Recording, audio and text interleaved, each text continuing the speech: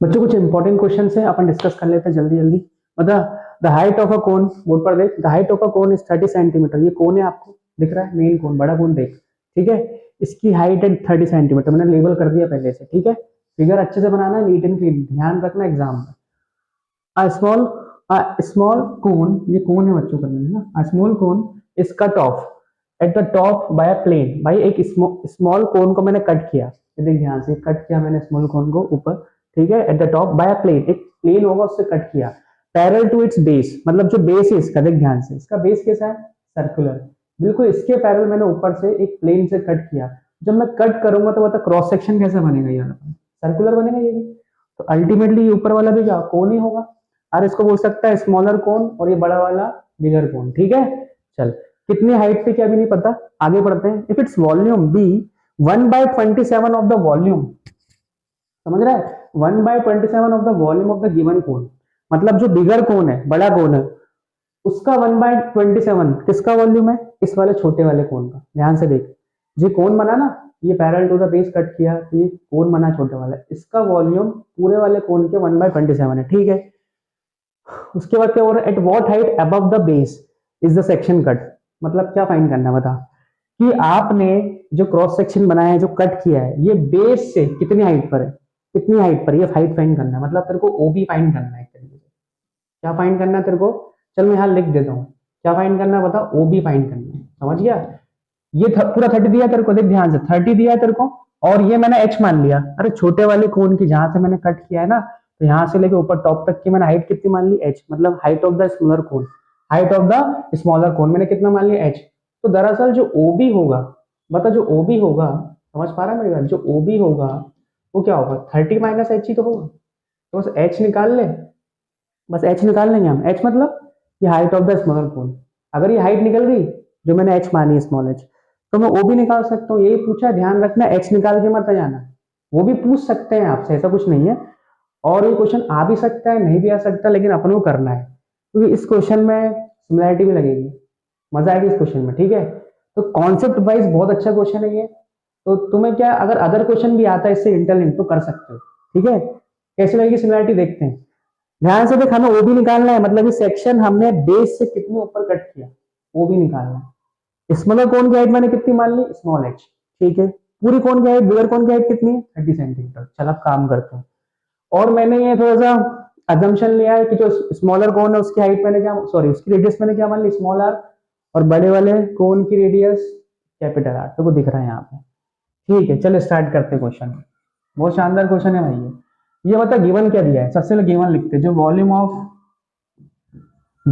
Smaller कौन है, smaller कोन, बताए क्या है ये, जल्दी बोल। ये दिया है 1/27 of the volume of bigger cone, तो मैं वॉल्यूम ऑफ कोन लिख रहा हूँ तो समझ जाना, बिगर कोन, चल लिख देता हूँ यहाँ, बिगर कोन, समझ गया। तो बता वॉल्यूम ऑफ स्मॉलर कोन कैसे लिखेगा, बता, 1/3, ध्यान से देख, 1/3 दिख रहा है कि नहीं दिख रहा तेरे को, क्या कर रहा हूँ, चल, 1/3 पाई आर स्क्वायर, आर क्या है इसका, स्मॉल, देख ले, 1/3 pi R square H, H मैंने क्या माना, एच ही माना, small H, is equals to 1/7, sorry 1/27, यही दिया देख, 1/27 of the volume of the given cone या bigger cone, you can say, कितना हो जाएगा ये, 1/3 बिगर कोन का volume pi R square into H, और एच तेरे को दिया है देख 30।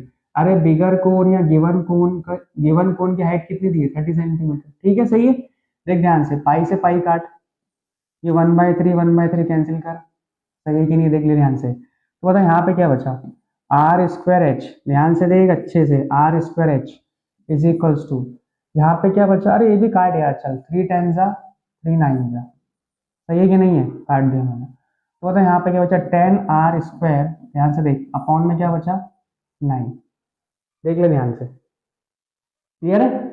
यहां से अगर मैं रेडियस का रेशियो और उसका स्क्वायर निकालूं, मतलब सर क्या बोल रहे हो आप, R square upon R square निकालूं, तो पता कितना आएगा, जल्दी बोल यार, R square upon R square निकालूं तो कितना आएगा, ये एच को नीचे भेज दे, 10/9h, यही आएगा। इसको भी संभाल के रख, इसका यूज हो सकता है, सर आपको कैसे पता यूज होगा, यार देख इससे ज्यादा तो सिंप्लीफाई कर नहीं सकता ना, मुझे स्मॉल एच पता है, ना मुझे स्मॉल आर पता है, ना मुझे कैपिटल आर पता है। कुछ पता है क्या? बोल।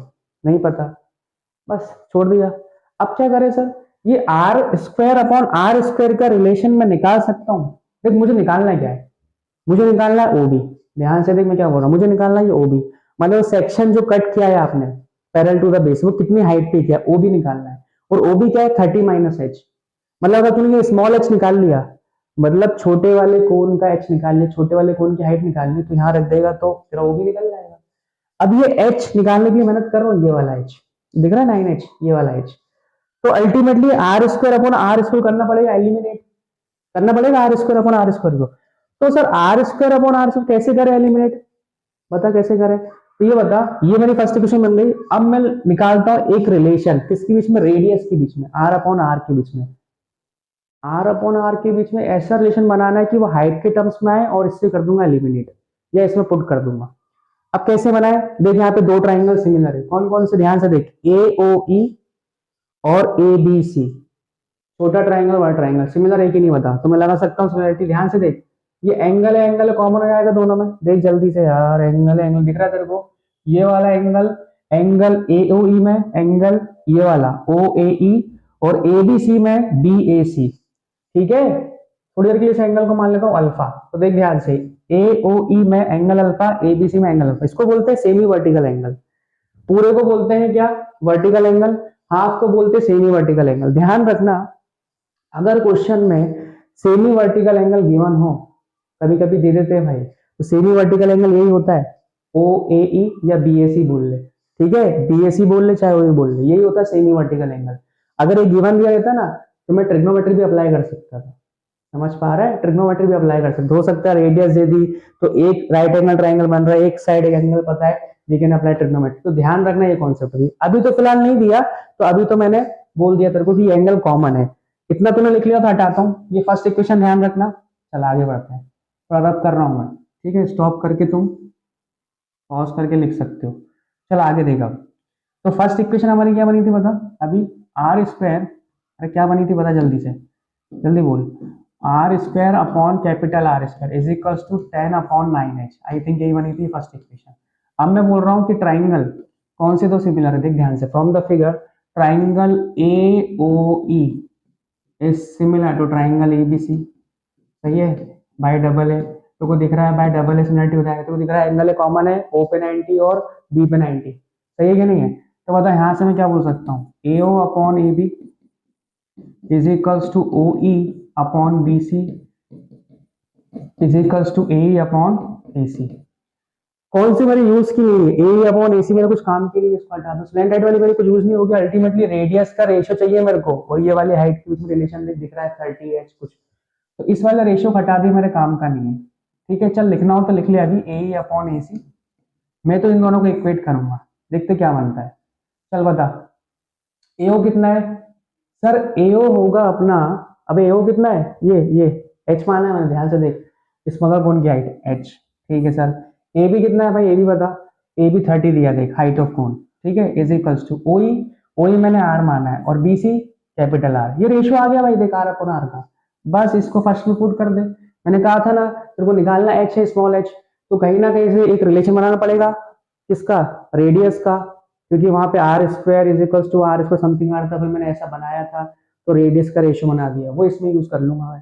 बहुत सही क्वेश्चन है, ध्यान रखना, ऐसा आ सकता है। ठीक है, मैं ऐसा नहीं बोल रहा आएगा ही आएगा, आ सकता है, या इसी पैटर्न पे कुछ आ सके, तो ध्यान रखना। इसमें क्या लग रही है? सिमिलरिटी।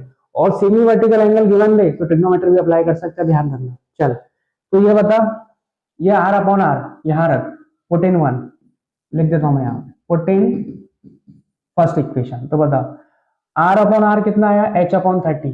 तो इसको बता मैं क्या लिख सकता हूँ, फर्स्ट इक्वेशन में रख रहा हूँ, आर अपॉन आर का होल स्क्वायर लिख सकता हूँ। थोड़ा फर्स्ट इक्वेशन को हल्का सा मॉडिफाई कर रहा हूँ मैं, आर अपॉन आर का whole square is equal to क्या था अपना फर्स्ट इक्वेशन? 10/9h। अब वैल्यू पुट कर दो, अब वैल्यू पुट कर आर अपॉन आर की, जल्दी बोल, आर अपॉन आर की वैल्यू पुट कर। आर अपॉन आर कितना आया बता? एच अपॉन 30 आया सर, इसका होल स्क्वायर होगा, इज इक्वल्स टू, समझ पा रहा है मैं क्या कर रहा हूँ? ठीक है sir, is equals to 10/9h। सही है, 10/9h। अरे दिख रहा है तेरे को? 10/9h। चलो बताइए कितना हो जाएगा? एच स्क्वायर अपॉन 30 का स्क्वायर कितना हो गया 900 is equals to 10 upon 9h। सही है, ये 900 कितना हो जाएगा 900 जा 900 और ये 100 को इधर भेज दे, h को इधर भेज दे, क्रॉस मल्टीप्लाई कर ले तो बता h की वैल्यू कितनी आई। अरे अब तो तूने कर ही लिया होगा यार, ठीक है।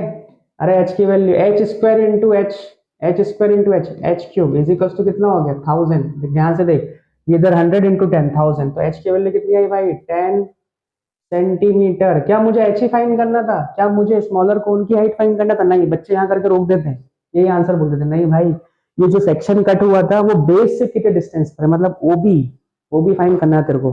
तो बस यहाँ रख दे आप एच की वैल्यू, तो ये बताओ ओबी की वैल्यू कितनी हो जाएगी। ओबी मतलब 30 माइनस एच, और एच कितना आया 10, तो ओबी की वैल्यू कितनी आई 20 सेंटीमीटर। मतलब इतने ऊपर तूने कट किया था, 20 सेंटीमीटर के डिस्टेंस पर अबव द बेस तूने वो सेक्शन कट किया था। समझ गया, क्लियर है।